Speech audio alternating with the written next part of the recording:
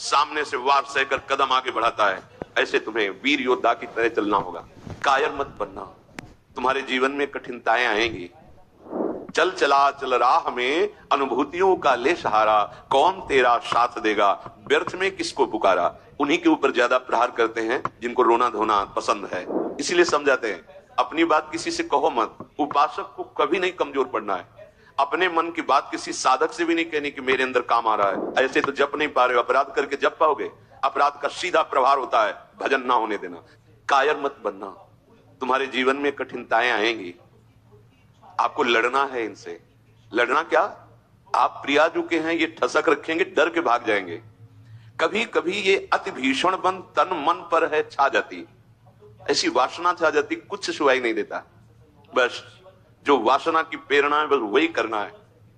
अब उपासक घबरा जाता है। अच्छा, जो बड़े महापुरुष हैं, अब उनके लिए दूसरा कोई बचा नहीं जिससे वो करुणा करें। बात समझो, सब में अपने आराध्य देव को देख करके शांत हो चुके हैं। जो साधक है उसे समय नहीं है कि सहयोग करे, क्योंकि वो अपने लक्ष्य में दृढ़ है। तो सच्ची मानो, आपका विश्वास और आपकी श्रद्धा ही केवल आपका साथ देगी।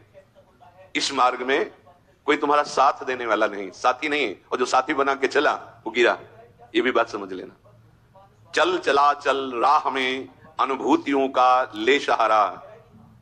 अगर तुम अपनी अनुभूतियों को अपने साथ रखोगे कि पग पग पर मेरे कृपालु आराध्य देव ने कैसे मुझे संभाला है, फिर कोई तुम्हें जरूरत नहीं किसी के सहयोग की। तुम्हारी अनुभूतियां ही तुम्हें आगे बढ़ा देंगे।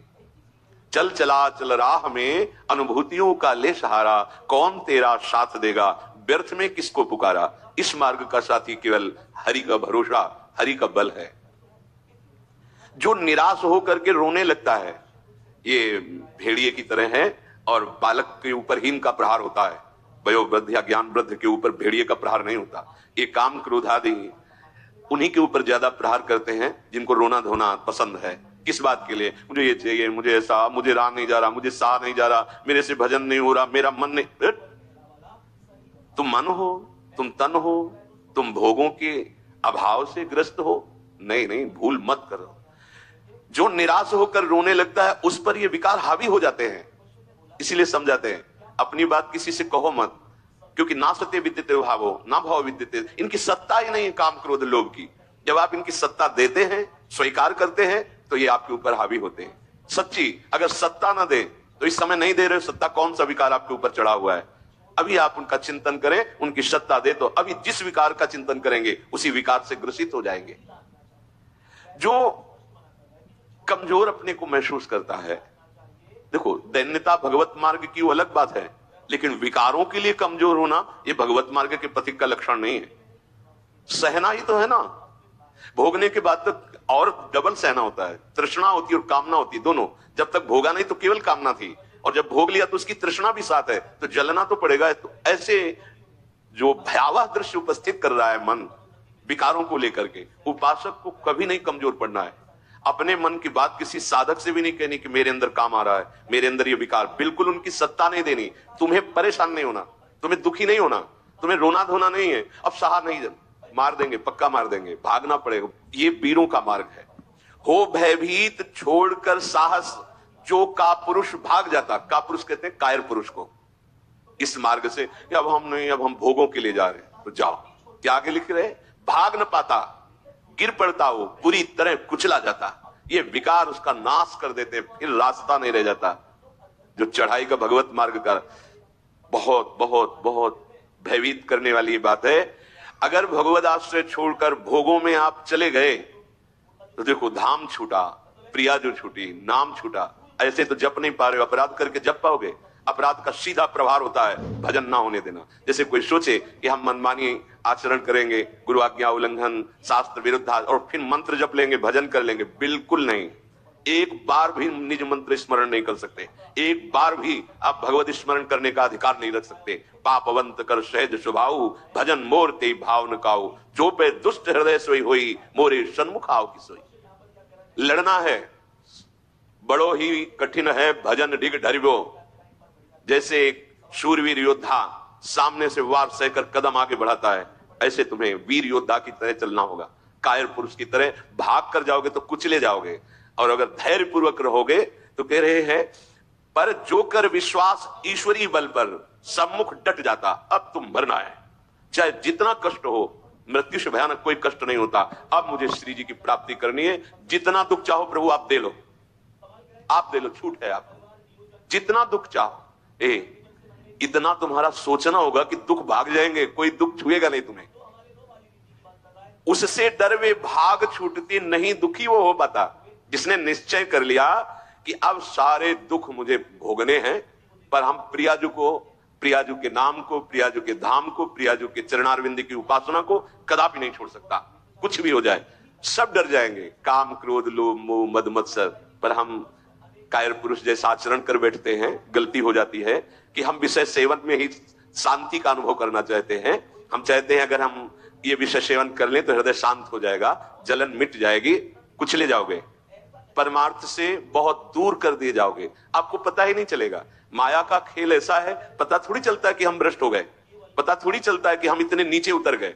जब कोई महात्मा आपको दर्शन कराएगा कि आप कितने नीचे गिर गए, तब आपको पता चलेगा।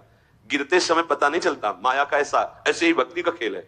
चढ़ते समय पता नहीं चलता कि कितनी ऊंचाई पर आप चढ़ते हैं। जब गुरु कृपा से कहीं ऐसे द्वंद्व उपस्थित होते हैं और उन द्वंद्वों पर आपका हृदय विचलित नहीं होता, तब पता चलता है कितनी कृपा भक्ति की है कि हमें इस ऊंचाई पर बैठा दिया कि मान अपमान लाभ हानि दुख सुख ये हमारे ऊपर कोई प्रभाव नहीं डाल पा रहे।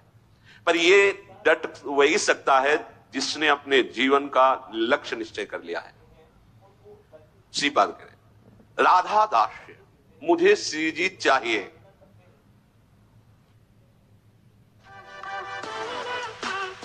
जिसने मन में ये निश्चय कर लिया कि अब मुझे प्रियालाल चाहिए, तो अब उसकी चाह में इतनी सामर्थ्य होती है कि सबसे लड़ सकता है। जैसे धन की चाह आने पर चोरी करने के लिए भी उतारू हो जाता है, हिंसा करने के लिए भी उतारू हो जाता है, उसको कुछ भी डर नहीं लगता। एक धन का लोभ चढ़ता है तो प्राणों को सौंप दिया, भय को बिल्कुल रौंद दिया और जैसा भाव बना वैसा कर बैठा। और आप प्रभु को चाहते हैं तो आपको डर लगता है। आप परम धन श्री लाडली जी के गोरे चरणारविंद की प्राप्ति करना चाहते हैं, तो अब अपना अधिकार, अपना पन, अपना महत्व श्री लाडली जी के चरणों में। हे प्रभु, हे प्रिया जी, ये प्राण, ये तन, ये मन आपको समर्पित है। अब जैसा जी चाहे वैसा आप करो। यही है सुदृढ़ योद्धा भगवत मार्ग का। अपना अस्तित्व, अपना महत्व, अपना जीवन जब तक जीवन धन के चरणों में समर्पित नहीं करोगे, तब तक जो स्वामी श्री हरिदास जी महाराज कह रहे हैं, ज्यों ज्यों राखत हो त्यों त्यों रहियत हो हरि। जैसे आप रख रहे हो मैं राजी हूं उसी में, जोई जोई प्यारो करे। ये सिद्धांत, ये रोना धोना नहीं। ये जैसे कभी कभी उपासक वहां प्रश्न कर देते हैं जाके, भजन में मन नहीं लगता, हमें लगता है हम इस मार्ग में चल नहीं पाएंगे। क्या आप चल रहे हो या गोद में बैठे हो? पहले निश्चय करो। यदि चल रहे हो तो इतनी टांगों में दम नहीं है कि ये चढ़ाई तुम चढ़ पाओगे। तो गोद में बैठे हो तो चलने का तुम्हें डर फिर क्यों है? श्री हरिवंश प्रताप नाम नौका निज खेवक, भव सागर सुख तरत निकट हरिवंश जो सेवक। पहली बात तो तुम चल नहीं रहे हो, तुम गोद में बैठे हो। ये जो सौंप दिए मन प्राण तुम्ही को, सौंप दिए ममता अभिमान, जब जैसे जी चाहो बरतो अपनी वस्तु सर्वथा जान। ये चलने वाले पथिक का नहीं है, ये समर्पित पथिक का है। बैठ गया प्रभु के चरणों का आश्रय लेकर। दूसरी बात, कभी कभी मना स्थिति ऐसी होती है, वो टिकाऊ थोड़ी है। कबहू तो थोरो भजन, कबहू होत विशाल, मन को धीरज छुटे नहीं, गहन दूजी चाल। कभी कभी मन नहीं लगता है तो क्या, अरे वो स्थिति आई है, प्रमाद की स्थिति, तमोगुण के कारण कोई कुसंग बन गया, जिसके कारण ऐसी स्थिति आई है कि आपको डर पा रही है कि भजन नहीं होगा, हम पूरा जीवन निर्वाह नहीं कर। नहीं, ये तात्कालिक है, थोड़ी देर में कोहरा हटेगा और आप प्रसन्न मन से चल पड़ेंगे। हे प्रभु, ये जीवन मेरा आपके चरणों में समर्पित है, क्या परेशानी? हे नाथ, मेरा मन, मेरा तन, मेरा प्राण आपको समर्पित है। आप जैसा चाहो खेलो, मत सकुचाओ, अभी आपका है, आप जैसा चाहो। फिर आप शिकायत कैसे, फिर आपका प्रश्न कैसे बनता है? ये जब तक मेरे मेरे मेरे तब तक नहीं हटा पाओगे। और ये आपको दिया, अब इसमें काम रखो या आप रहो, इसमें प्रेम भरो या आप इसमें विकार भरो, आपको पूरी स्वतंत्रता है नाथ।